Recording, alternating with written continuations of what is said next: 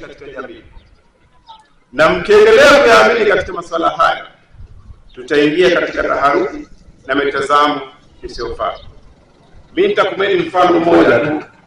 Juzi kati hapo tulikuwa na kijana wetu anaishi katika kijiji cha Jojo, tena kijana wa heshima, mtu mwenye nidhamu. Ilitokezea kundi la watu eti wakamsingizia kanamshika mtu bega kwa kudai mambo yake yatachukuliwa, wakamuua, wakampiga mawe, hali ambayo ilisababisha taharuki kubwa.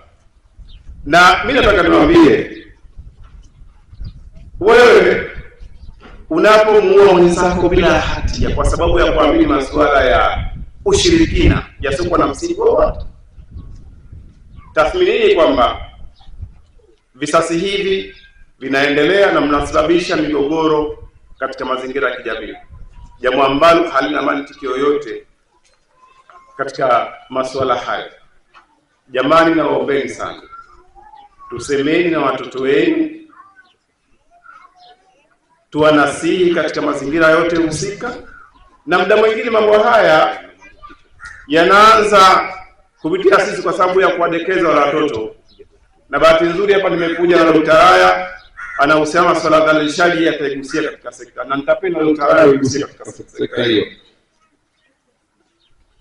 Ndugu zangu, tusikubali kuamini upotofu huu ukatugombanisha sisi kwa sababu zisizokuwa na msingi. Badala yake tuwe na msukumo wa kuhoji, kuangalia ushahidi na taarifa zilizo za kweli. Kwa kufanya hivyo, sote kwa pamoja tukishirikiana kwenye mambo ya msingi, tunaweza kujenga jamii bora na yenye ushirikiano wa pamoja kwa ujumla. Nichukue fursa hii kuwasihi wananchi wote husika kuacha tabia ya kuchukua sheria mikononi mwetu katika jamii yenye amani na utulivu.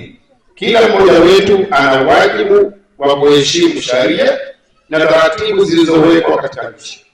Tulazimika kufahamu sheria si tu maneno yaliyoandika katika mifumo ya karatasi, bali ni nyenzo na nguzo muhimu ya amani na usalama wa nchi yetu katika kuhakikisha tunafikia maendeleo ya kiuchumi. Sambamba na hayo, nataka niingize neno ambalo la muhimu.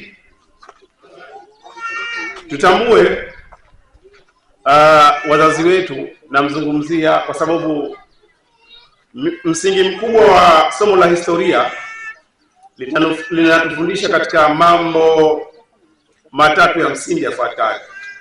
Moja ni kuitambua historia yenyewe, lakini pili ni kulani yale mabaya yote ambayo yaliyotendwa, ambayo yaliyotokea katika ngazi mbalimbali za kijamii, lakini la tatu ni kuanza mikakati mizuri kwa ajili ya kuweza kufanikisha yale yote ya msingi ambayo yamefanyika. Ndugu zangu, nataka niwaambie ukweli, amani iliyopo katika mazingira ya sasa mnayoyaona, watoto wenu wanaenda shule, mnaenda hospitali kutibiwa, mnaenda katika sehemu zote tunazojua. Amani hii haikuja kwa bahati mbaya, wala haikuja kama vile mfumo wa radi mnavyofikiria kama inakuja.